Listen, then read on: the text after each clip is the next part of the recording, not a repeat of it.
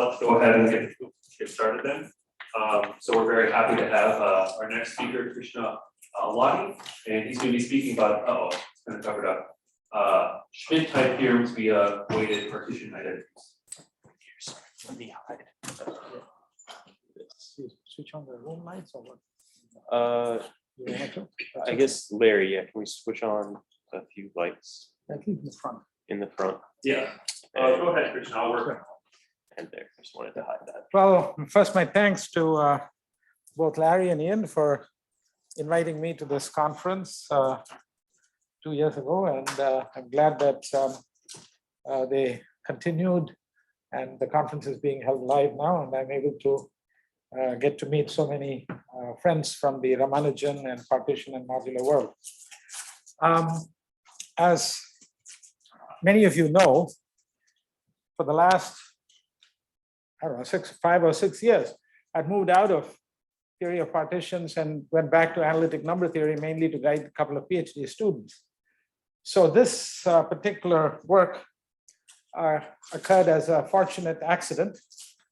George Andrews was giving a talk at the University of Florida in January on Schmidt-type theorems, but he was doing it from the point of view of MacMahon's partition analysis. So that got me thinking, and I noticed some connections with some earlier work of mine in the 90s. And so I got back into looking at partitions, and that's how this work came about. So I'll tell you more about this as we proceed. And at the end, I will state a new Schmidt-type result, which connects to an identity that a series that Ramanujan wrote in his last letter to Hardy. So I'll make a connection with 1920, for which this conference is the centenary of that 1920 letter. Okay. How do I move the screen? I thought it worked.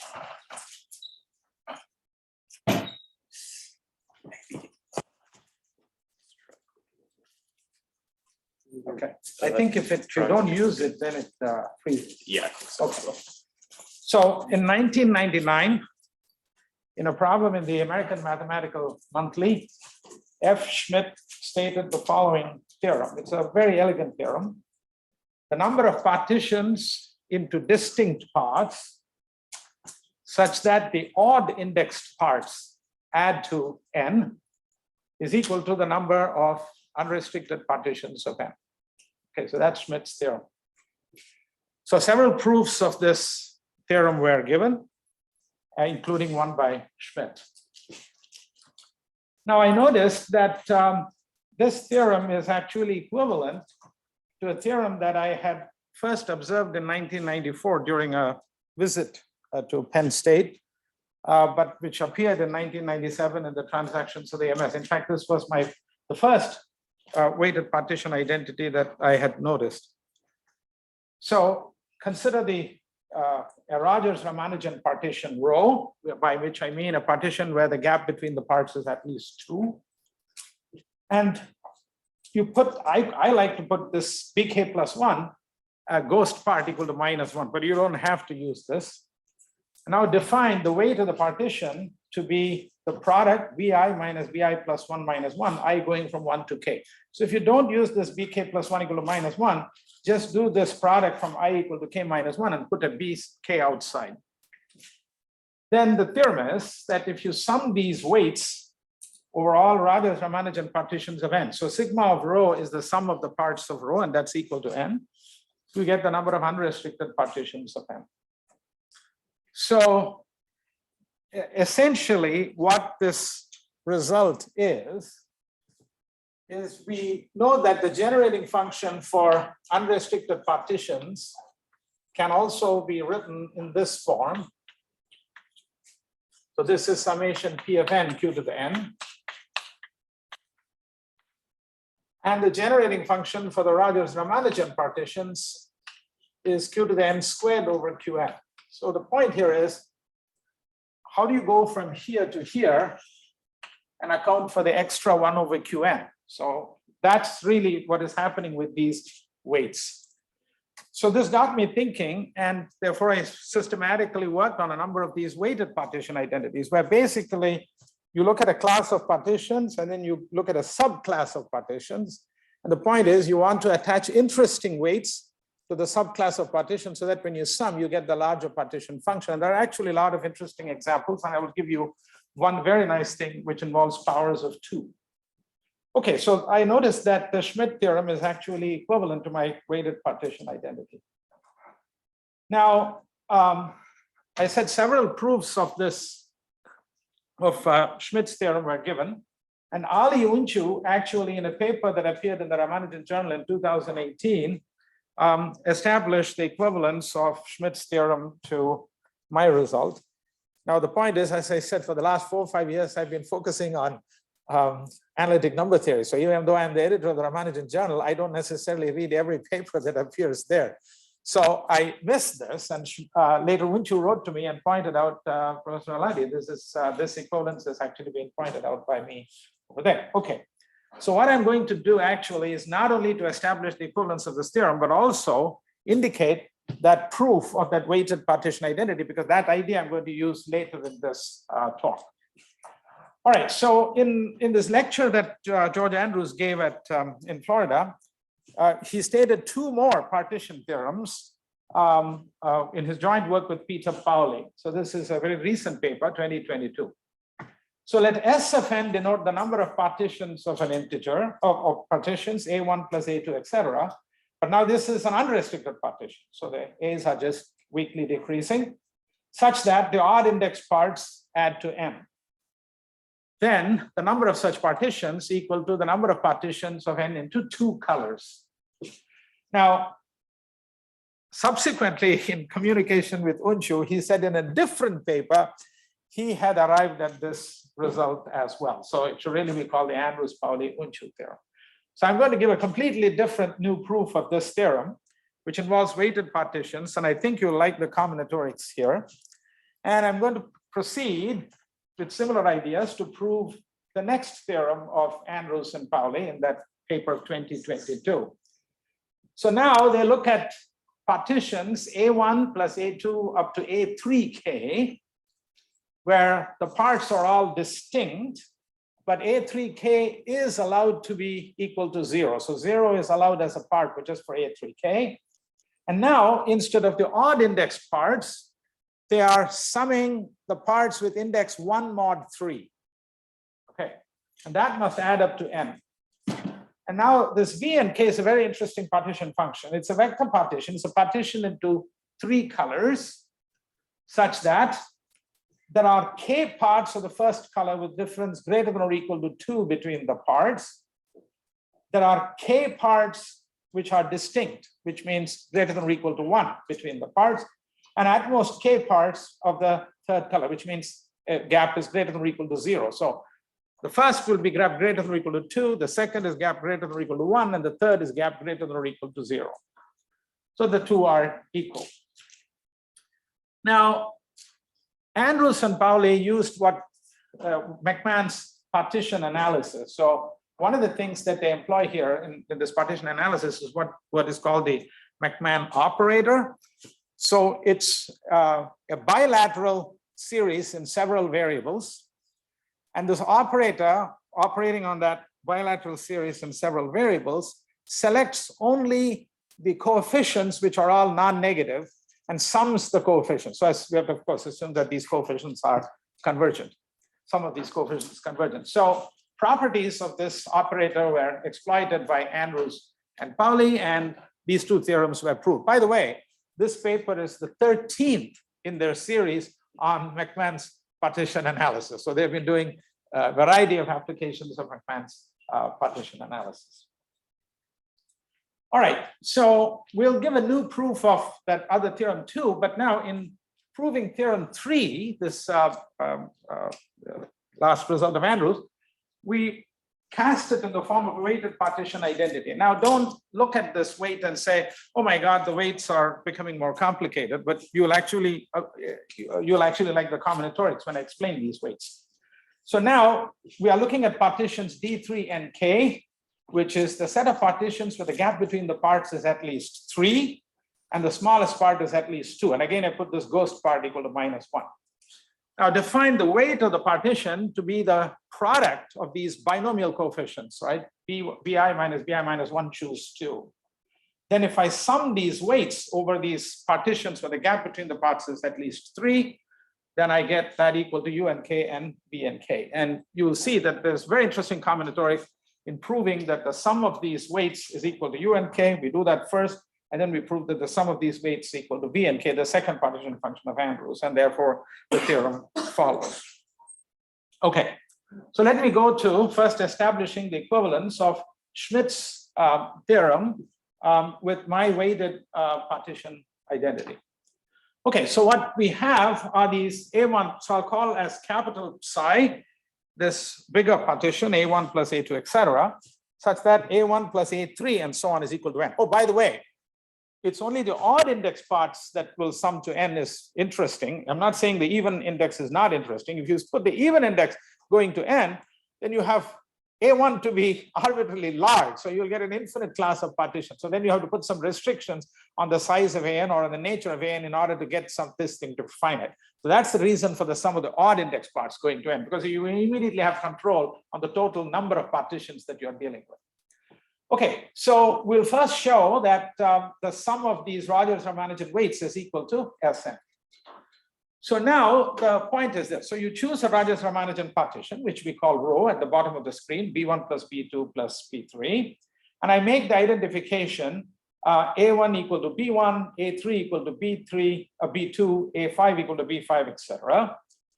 And now what have we to do with A2? Well, A2 is any integer that now can be inserted into the open interval B1, B2. So the number of choices of A2 is B1 minus B2 minus 1. Similarly, A4 is an integer that is to be inserted into the interval B2 to B3. And again, it's an open interval, so the number of choices is B2 minus B3 minus 1. So that's it.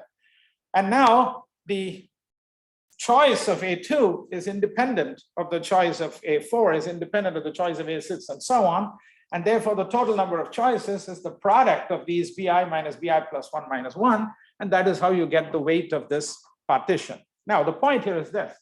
Every partition of the Schmidt type can be generated by using these Rogers-Ramanujan partitions, and each Rogers-Ramanujan partition will spawn W of rho such partitions of the Schmidt type. So if I sum all these W rows over the partitions of the Schmidt type, I should get the total number of Schmidt type partitions, which we have called as S of N. So that is the equivalence of the two theorems. But now, why is it that if I do the Rogers-Ramanujan partitions of N with these weights, I get all unrestricted partitions of N? Okay, so this involves things that are very familiar to you. So you will say, what is this? So if you look at a Ferrer's graph and look at its Durfee square, we all know that if you count nodes along hooks, you get partitions where the gap between the parts is at least 2, because if you look at the hooks just inside the Durfee square, you get 1, 3, 5, etc. And that is the minimal partition with gap between the parts, which is at least 2. And that is really the N squared that you see here, where you have N hooks. So if you consider a map between an ordinary partition pi, and you form a new partition using the Ferrer's graph by just counting nodes along hooks, you get this phi of pi, which is this Rogers-Ramanujan partition rho. And obviously, this is only a surjection. But the point is, if you now restrict your attention to graphs which have no nodes below the Durfee square, okay, then for such partitions, if you count nodes along hooks, this map between graphs which have no nodes below the Durfee square, and then you do the hooks to the Rogers-Ramanujan partition, that's actually a bijection. Okay, so having said that, the question now can be rephrased by saying, now such a partition I call as a primary partition. So primary partition has only one Durfee square, nothing below it. So now the question is, how do you generate all partitions from primary partitions, which are equinumerous with Rogers-Ramanujan partitions? So I introduce a simple operation called the sliding operation. So there is some similarity with what Fabian Franklin did, but it's different. So basically what we do is you take any column to the right of the Durfee square, slide it and move it and place it as a row below the Durfee square. It's very simple. But the point is, you can perform many sliding operations.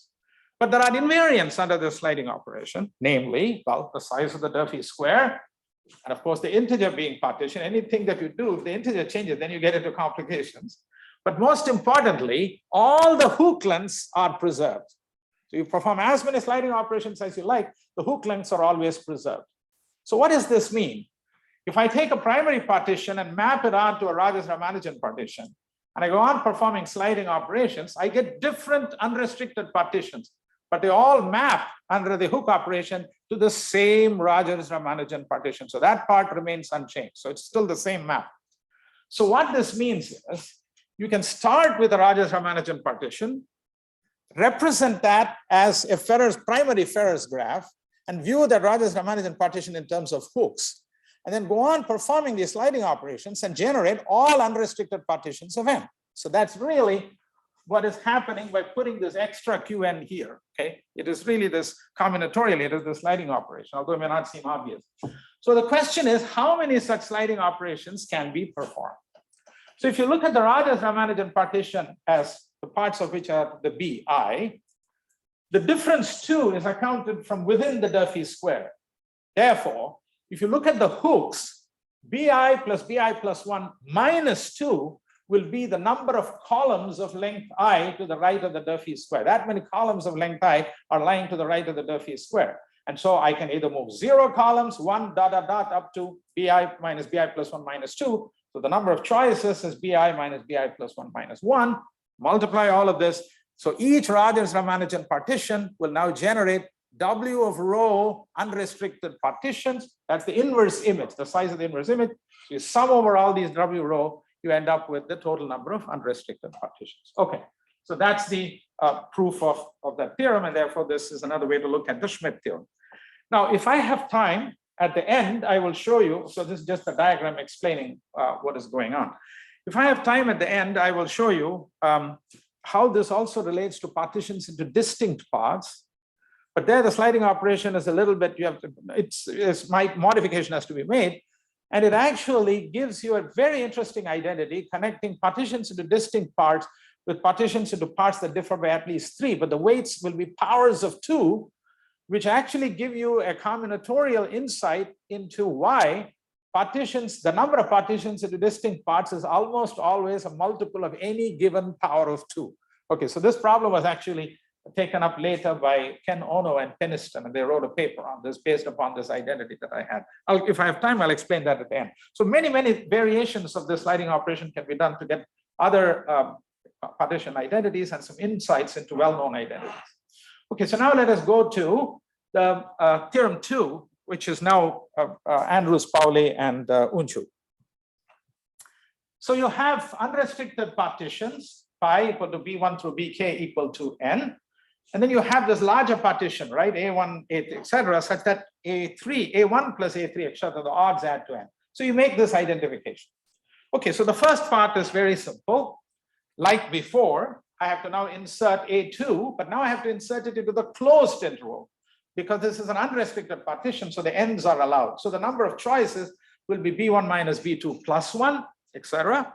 So in general, the number of choices will be bi minus bi plus k plus 1.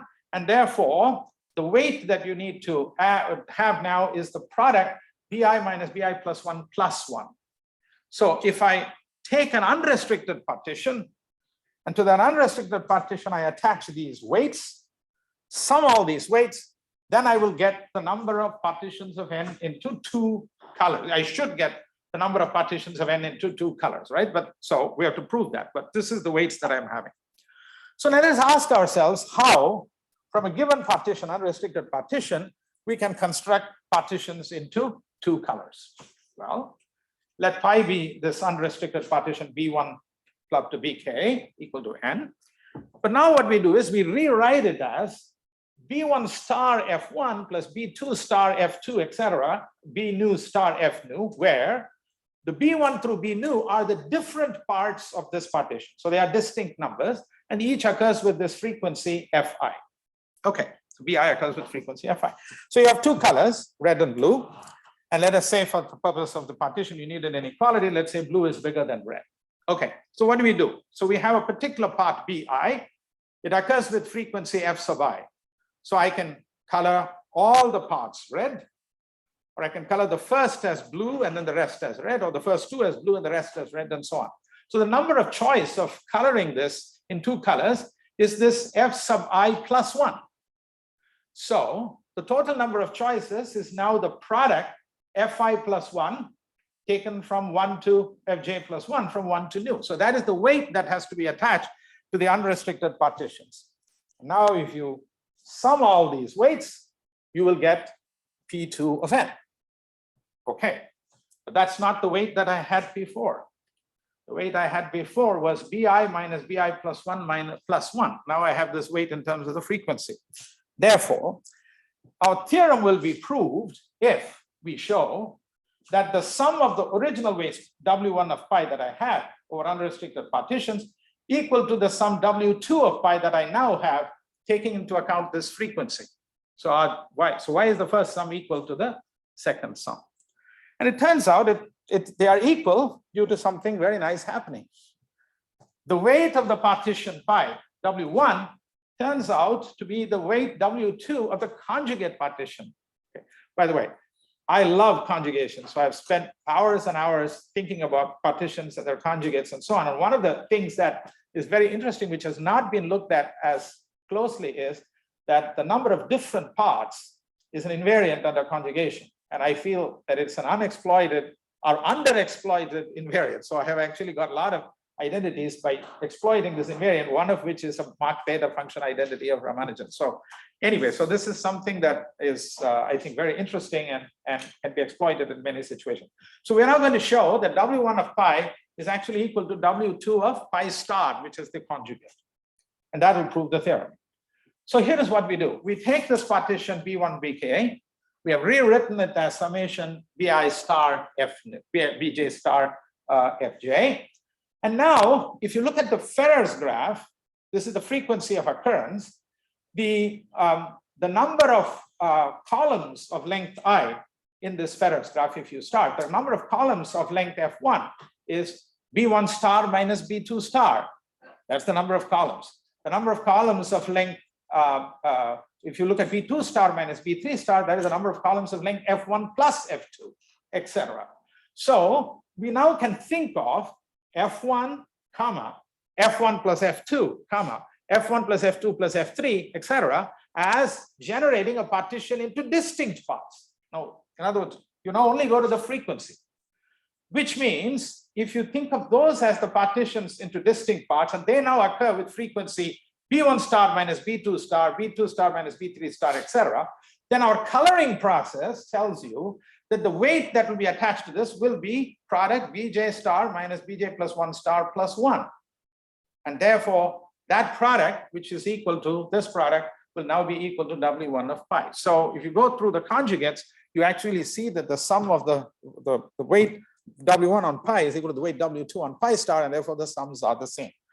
So this is a complete combinatorial proof of this second theorem of Andrews-Paule, which is also now Unshu's name has been included. All right. Now, let us go to the third theorem. Now, here is the combinatorial is a little bit different, but again, we use weights. So here we are considering partitions where parts differ by at least 3. By the way, this is a comment that I have made in some of my earlier lectures. And I think Andrews has also referred to this. So partitions with gap at least 1, namely the distinct parts, they have a series generating function and a product. Partitions with parts at least 2 have a series generating function and a product, Rogers-Ramanujan.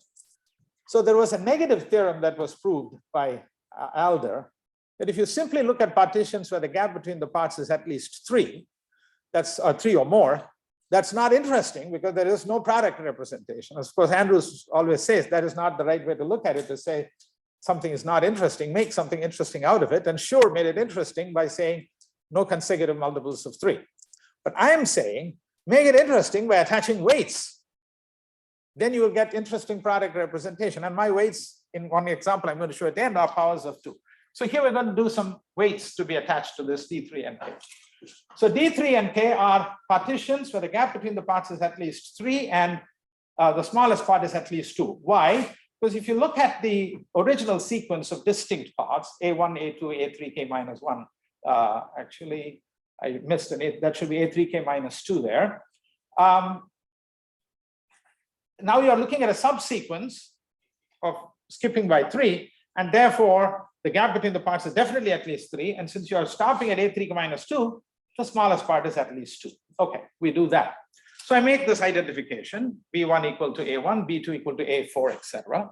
But now you see, I have to introduce 2 parts, A2, A3, between A1 and A4.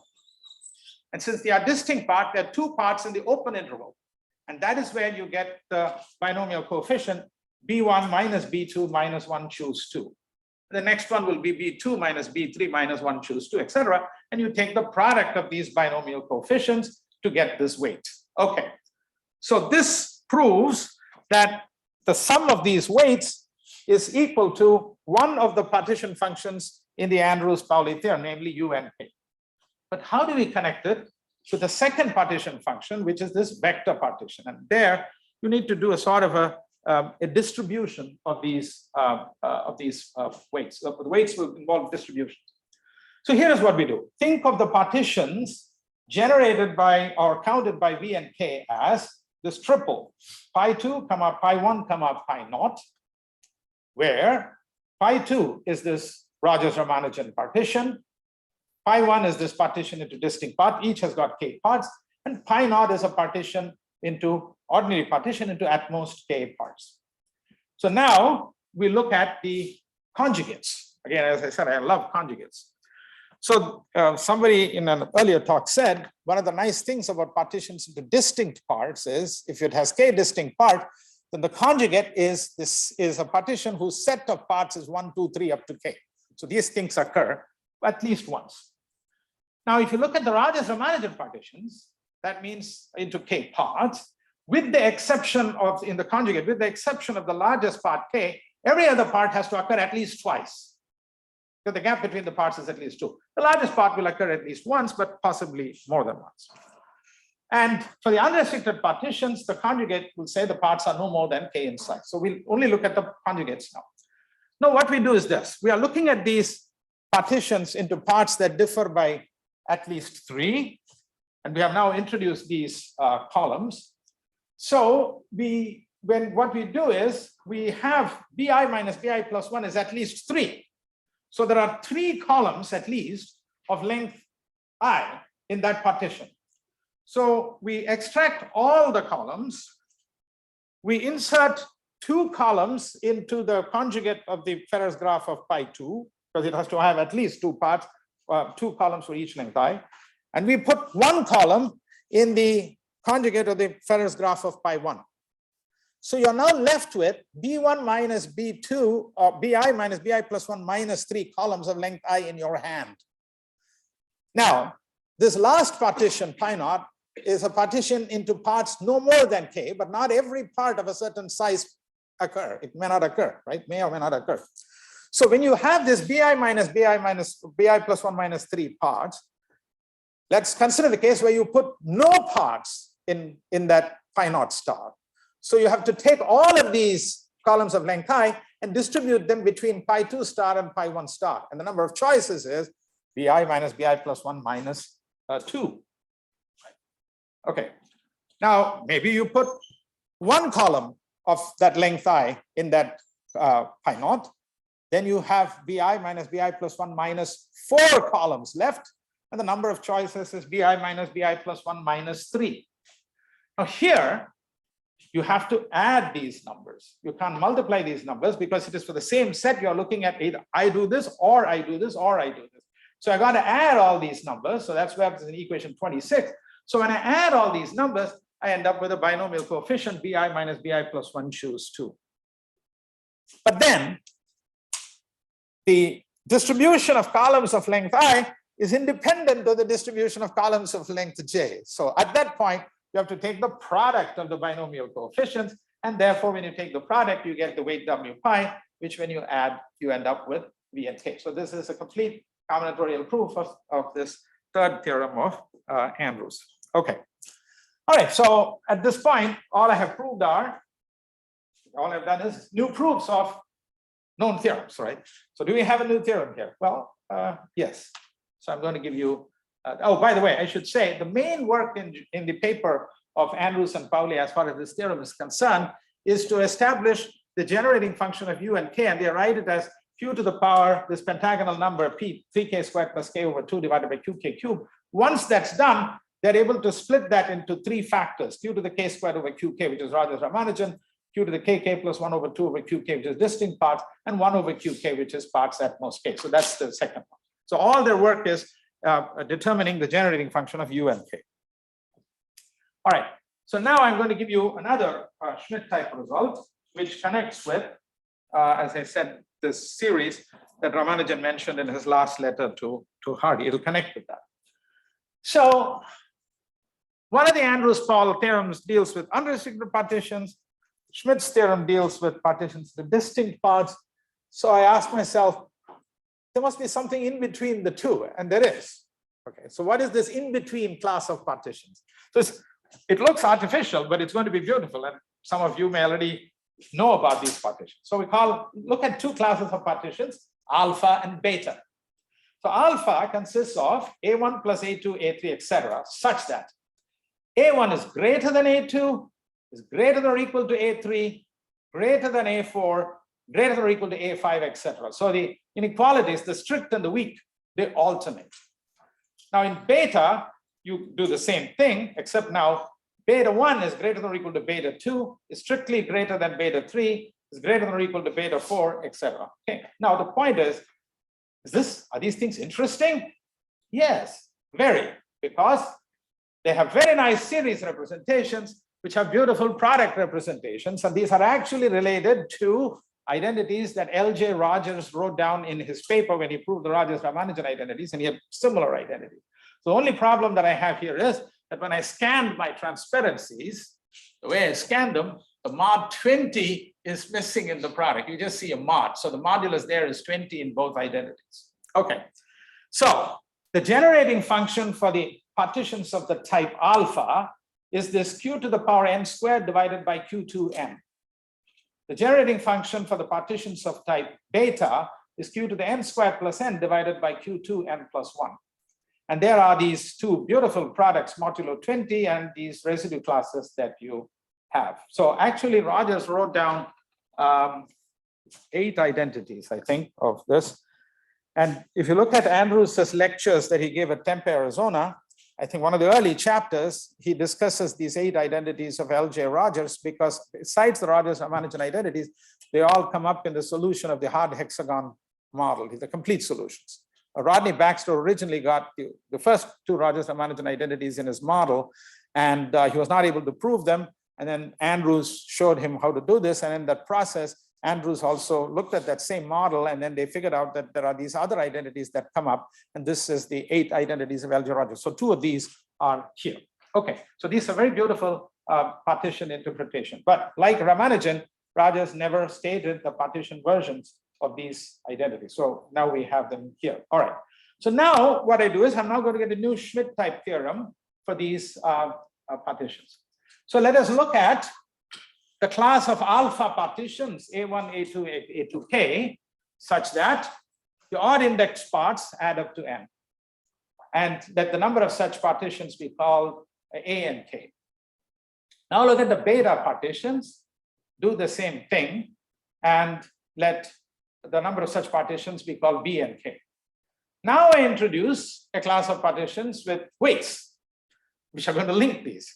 So I'm going to look at D and K, which is the set of partitions into distinct parts. And now the ghost part is 0. And now you define the weight of these partitions to be dj minus dj plus 1. And finally, V and K is the number of vector or bipartitions, pi 1, pi naught, pi 1 having exactly k parts, all distinct, and pi naught having at most k parts. Very similar to the Andrews theorem, Andrews-Paule theorem. And now all 4 partition functions are equal. So we're going to prove this using the weighted partition function delta. So now the point is this: it seems a little bit surprising that the inequalities that define the alpha partition and the beta partition are different. They're similar, but they're different. But how come the final Schmidt partition theorem that you get is the same? So there is one thing that is happening that is helping us. If you look at equation, I don't know if these equations can be seen there, 32 and 34. In 32, your A2K is greater than or equal to 0. But that's perfectly all right. It's not a cooked up condition because the previous inequality is strict. So the next inequality has to be weak according to what is happening there. In 34, your P2K is strictly bigger than 0. And that also is not cooked up because the previous inequality is weak. So this inequality has to be strict. And it is that difference which actually helps us and makes these Schmidt-type partitions all of equal size. Okay, when you look at the combinatorics. Okay, so the idea is now still the same as before. We'll call the sum of these weights as sigma or as delta. So I'll first prove that this is equal to A and K by the same idea that we had before. We make these identifications between A1, A2, A2, K minus 1 and the D1, DK. But now you see, when I have to insert these parts, I have to do that in the half open interval. So previously we looked at the regular open interval and the closed interval, but now we're looking at the half open interval. And so the number of choices is just D1 minus D2. The next one is very similar. So you just take the product of all these, and then you get the equality that this is equal to A and K. So it's very simple.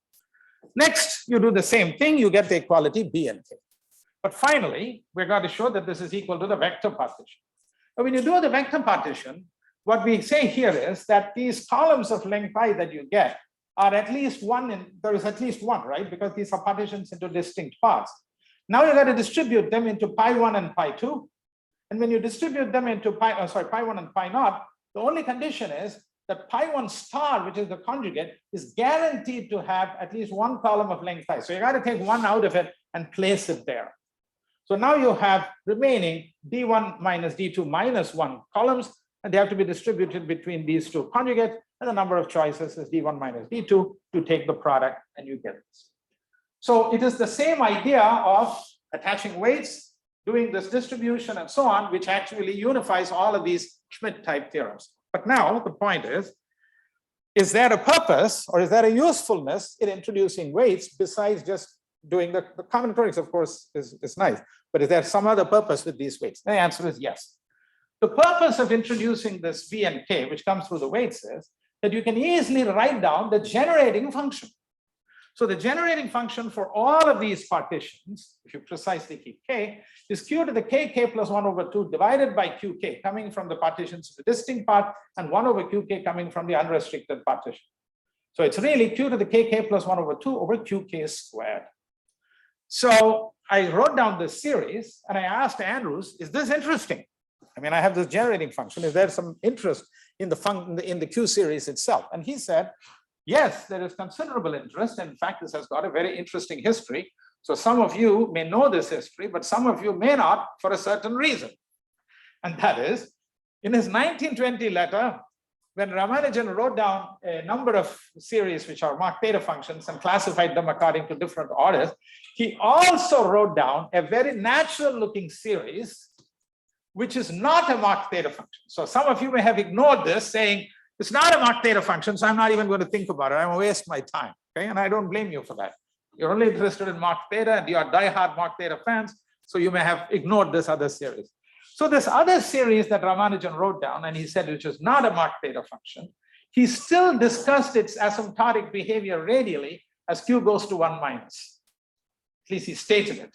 But again, no proof was given. Now, G. and Watson picked this up, and in his paper, which is this last, the final problem, he actually takes this statement of Ramanujan and says, let's heuristically at least try to get the asymptotic behavior of this series as Q tends to 1 minus.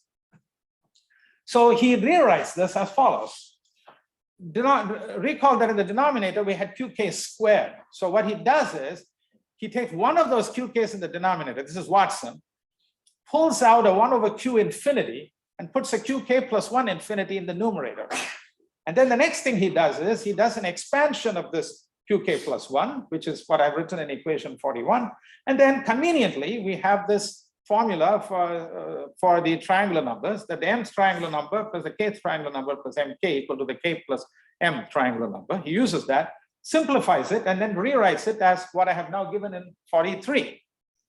Notice that in 43, the inner summation is the alternating sum of the Q binomial coefficients. And we know that the alternating sum of the Q binomial coefficients is 0, but only when n is odd, and is equal to q squared L if n equal to 2L is even. So he exploits that, puts that in, and then he rewrites this in the equation 45 that I have given below, which is q to the 2n squared over q squared n, which is a very nice representation. And then he utilizes that to do his heuristic asymptotic analysis. But the point is, this q to the 2n squared plus n divided by q squared n has a nice partition interpretation, and it is the generating function for partitions where the largest part is odd, all integers not exceeding the largest part occur as parts, and only the even parts repeat. Now this is also looks very similar to the Rogers series that I wrote down before, okay? Except that now here we have q squared. So there are all sorts of interesting partition connections coming out of this, but this is actually related to an identity that a series that Ramanujan wrote in his last letter to Hardy, and I wanted to also, it came out as a surprise for me, but that at least gives me some connection with the material that's being discussed at this conference. So Now, yes, quick question. Oh, you. the previous page. So no, I was seeing it was on this page. So the other series in the last letter, do you mean the one where he says, he gives an example of a series that does not close? Yes. Yes. Yeah, Okay. yeah, he uses that phrase, Yes. which is not a marked term. Yes. Right. Okay, so let me now conclude, and maybe I have time to do this other thing which I promised I would, to talk about some related work very quickly. So Doug Bowman, a former PhD student of Basil Gordon, talked about what are called partitions with numbers in their gaps. This is a paper he published in Acta Arithmetica in 1996. What are these? So given a partition pi, he would insert numbers, not parts. So he'll insert ones, for instance, into the gaps and get a new expression, which is not a partition, it's a restricted composition. So one of his first theorems is that he considered partition, so we'll call this larger restricted partition composition as pi plus. So one of his theorems is that but now he says the pi plus will sum to n, the larger partition will sum to n, not the subpartition. That is unlike the Schmidt theorem. If you take that and then the subpartition you start with is a Rogers-Ramanujan partition, then putting certain restrictions on the number of ones that are introduced, he gets the total number of unrestricted partitions of n. So this got me thinking, and I made a conjecture that Bowman's theorems are actually equivalent to some of my weighted partition theorems. And I mentioned this in a conference. And so Icahn wrote a paper in which he showed the equivalence of Bowman's results to some of my results in my weighted partition paper and the transactions of the AMS. But Bowman's is very different because it's not the Schmidt-type theorem, but there are links. And very recently, I just got this preprint from Berkovich and Unchu. They have considered what are called finiteization. So my colleague Berkovich is an expert on finitizations. That means he will replace 1 over Qn by a binomial coefficient so that you put a bound on the number of parts. And so he always believes that finite identities are more interesting because you get the infinite identity as a corollary when you let n tend to infinity. So he made a finite version of some of these generating functions and also did some variations on Schmidt-type theorems. It's only in the form of a preprint now, but that is a related work. Now I have 5 minutes left, isn't it? I just want to mention this one other theorem, which I think some of the people here would be interested in. Okay, so I started the lecture with this primary partitions that is empty here. And then I did the sliding operations and I got unrestricted partitions. So now let us say, what if you consider the same operation on partitions into distinct parts? So the characteristic feature of a Ferret's graph of partitions into distinct parts is that in addition to the Durfee square, there is an isosceles triangle of nodes to the right. But this isosceles triangle length could be one less than this. So that's all that is guaranteed in a partition into distinct parts. So what this means is the presence of the isosceles triangle says that if I count nodes along hooks, I now will get a partition into parts that differ by at least 3. Therefore, if you look at the class D of all partitions into distinct parts, And now you look at the class D3 of partitions into parts that differ by at least 3. This operation, this map phi, which will take a partition and then count nodes by hooks. Okay, so we call another partition, maybe we call it pi prime. This is a surjection. Okay, so once again, if you want this to be a bijection, what you do is so I should put phi, I mean, this is just a regular partition. If you now make this partition primary, that means there is nothing below this. So this pi to phi of pi, once again, d to d3 is a bijection if you make this primary. So there's nothing below the del phi square. So what this means is the set of all partitions into distinct parts can be generated from the set of partitions into parts that differ by at least 3 by this sliding operation, because you want to now fill the bottom.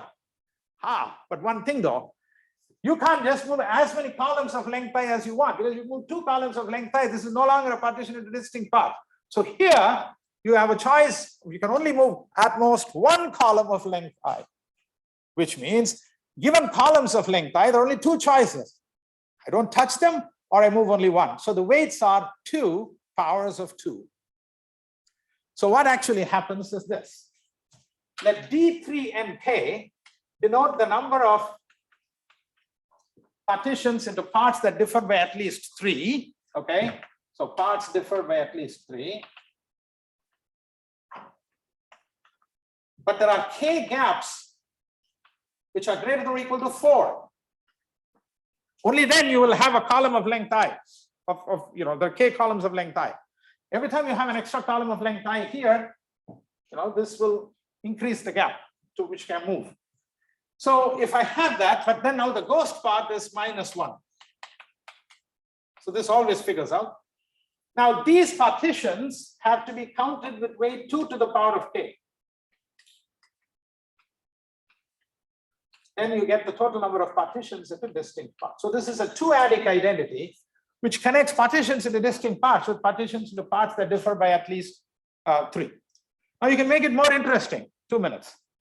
What you do is, if you count the total number of parts, okay, you count the total number of parts, then so let D and K be the number of partitions into distinct parts which have K parts. So I count with weight K and now I sum over K. That is the same as summing the D3 and K, but putting 1 plus Z to the power of K. So the 2 is now replaced by 1 plus Z, because only if you move will you count it as an extra part here. So if it is there, it is 1. If it is here, it is Z. Total is 1 plus Z. Now this is very interesting, because if I put Z equal to -1, that's the Euler pentagonal thing, because I'm looking at the parity. So now what is going on here with Z equal to -1? That means if the K is at least 1, this is killed. So the only partitions that survive on the right are these 0, D3 of N0.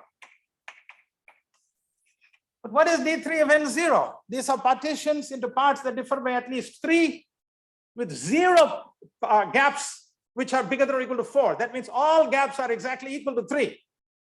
But my ghost part is -1. So the smallest part can either be 1 or 2. My gap is no more than 4, right? I can't put smallest part 3 because then the gap becomes 4. So starting with 1, if I add 3 to it, I get the first class of pentagonal numbers, 3k squared minus k over 2. Starting with 2, if I add 3 to it, I get the next class of pentagonal numbers. So this is another proof of Euler's pentagonal numbers theorem, very different from Fabian-Franklin's, but still the slide. Okay, like Fabian-Franklin has slope and pace, but I'm doing it in a very different way. But more than that, what about mod 4? Well, you have to look at D3 of N0 and D3 of N1, because after D3 of N2, this is 4 comes into the picture anyway. So you can ignore that mod 4. So I can prove using this that almost always the number of partitions into distinct parts is a multiple of 4.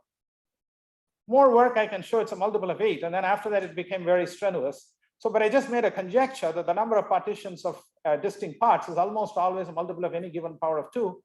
And of course, once Ono heard about it, he killed it using theory of modular forms. And then I think that was a paper with his student Peniston. So there are a lot of things that can be done with this sort of operation. But I think looking at Schmidt theorems and other theorems using this weighted partition thing is fruitful. So I'm trying again to make a pitch for my old work on weighted partitions in 1994. Thank you.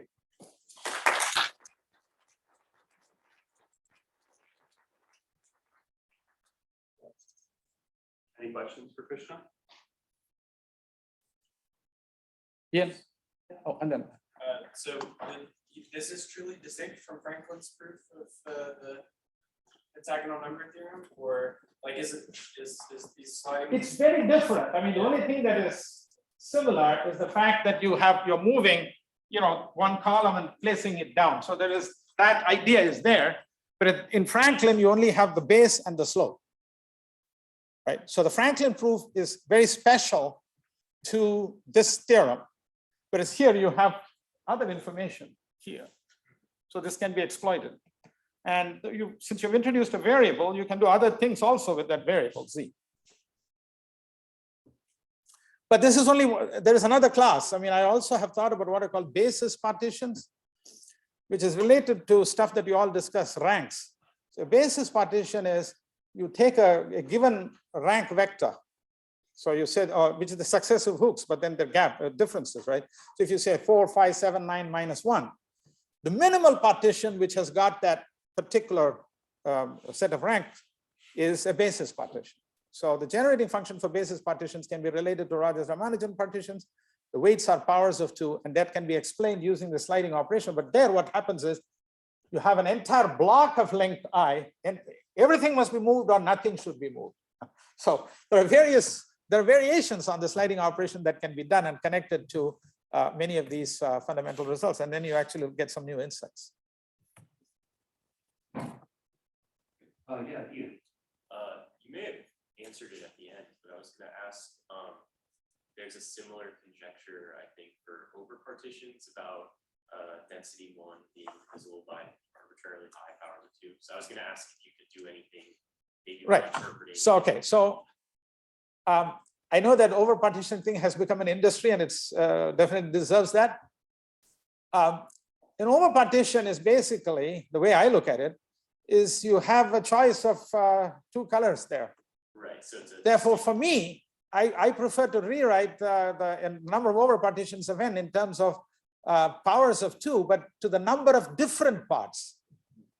So if you take a partition of n, and that partition of n has k different parts, attach the weight 2 to the k to that and sum, then you get the number of over partitions of n.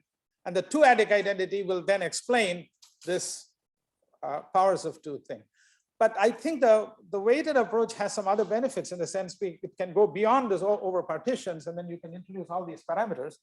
And in fact, I have an ABC 3-parameter generalization of this, which is equivalent to the deep theorem of Gomez.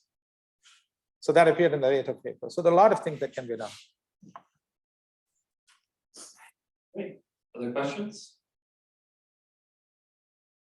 Well, if not, let's thank Krishna again.